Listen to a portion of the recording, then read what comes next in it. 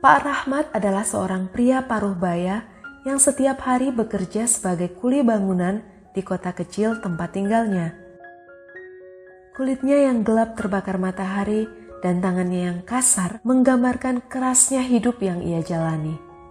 Sejak 10 tahun lalu, lututnya mulai terasa sakit dan seiring berjalannya waktu, rasa sakit itu semakin parah.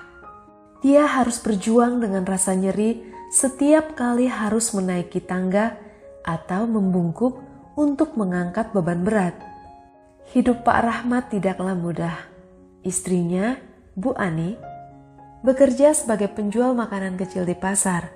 Sementara, 2 anak mereka yang masih remaja membantu di sekolah dan di rumah. Mereka hidup dengan sederhana, namun penuh rasa syukur atas setiap berkat yang mereka terima. Suatu hari, ketika rasa sakit di lutut Pak Rahmat semakin tak tertahankan, ia memutuskan untuk pergi ke dokter. Setelah menjalani serangkaian pemeriksaan dan ronsen, dokter memberi kabar yang sangat mengejutkan dan memberatkan. Lutut Pak Rahmat mengalami kerusakan parah dan memerlukan operasi segera. Namun biaya operasi sangat mahal dan asuransi BPJS yang dimilikinya tidak dapat menanggung seluruh biaya operasi. Pak Rahmat tertegun mendengar berita tersebut. Biaya yang harus dikeluarkan jauh melebihi kemampuan finansialnya, terutama karena dia harus terus bekerja untuk mencukupi kebutuhan keluarganya. "Dokter," kata Pak Rahmat dengan nada putus asa, "bagaimana saya bisa membayar biaya operasi itu? Saya harus terus bekerja untuk menghidupi keluarga saya. Tolonglah saya." Dokter itu melihat kesedihan dan keteguhan di mata Pak Rahmat dan memberikan nasihat dengan lembut. "Saya mengerti kesulitan Anda. Cobalah untuk menjaga lutut Anda sebaik mungkin dan bekerjalah dengan hati-hati. Mungkin ada harapan dalam perawatan dan istirahat yang cukup.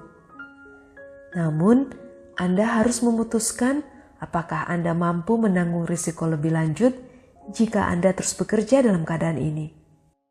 Dengan beban berat di hati dan tekad yang bulat, Pak Rahmat memutuskan untuk terus bekerja.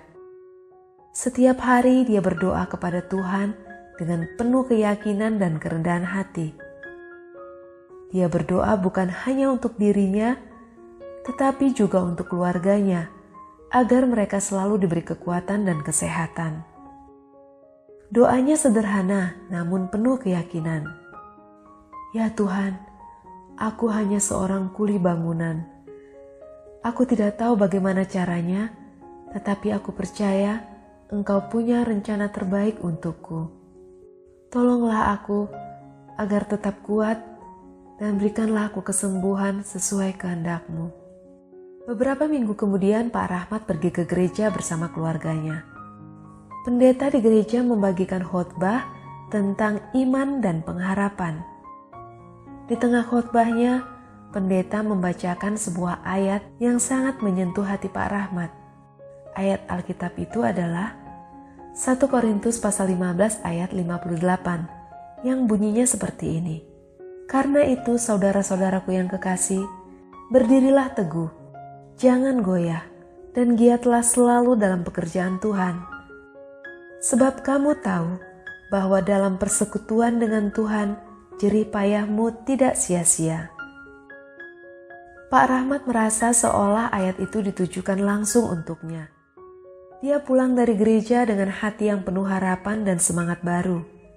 Meskipun lututnya masih terasa sakit dan masalah biaya operasi belum sepenuhnya terpecahkan, ia memutuskan untuk terus bekerja dengan sepenuh hati dan ia percaya bahwa Tuhan mendengarkan doa dan keluh kesahnya.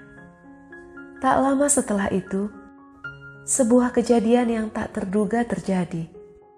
Saat bekerja di lokasi proyek, Pak Rahmat mengalami kecelakaan kecil. Lututnya terkilir lagi. Namun kali ini, rasa sakit yang selama ini mengganggu dia hilang begitu saja. Setelah beristirahat dan diperiksa oleh dokter, dokter mengkonfirmasi bahwa lututnya tidak menunjukkan tanda-tanda kerusakan yang serius. Pak Rahmat merasa keajaiban telah terjadi. Rasa sakit yang selama ini membelenggu hidupnya lenyap, seolah-olah tidak pernah ada. Meskipun keajaiban itu datang dengan cara yang tak terduga, Pak Rahmat tahu bahwa Tuhan Yesus telah mendengarkan doa dan memberikan kesembuhan. Dia merasa sangat bersyukur dan semakin mantap dalam imannya di dalam Tuhan Yesus Kristus. Kini, setiap kali dia merasakan peluhnya mengalir, dia tahu bahwa Tuhan Yesus selalu bersamanya. Tuhan Yesus selalu memberikan kekuatan dan harapan di tengah tantangan hidup. Kehidupan Pak Rahmat tidaklah sempurna, namun dia merasa lebih dekat dengan Tuhan Yesus. Ia dan keluarganya terus menjalani hari-hari mereka dengan penuh rasa syukur dan iman yang semakin mendalam.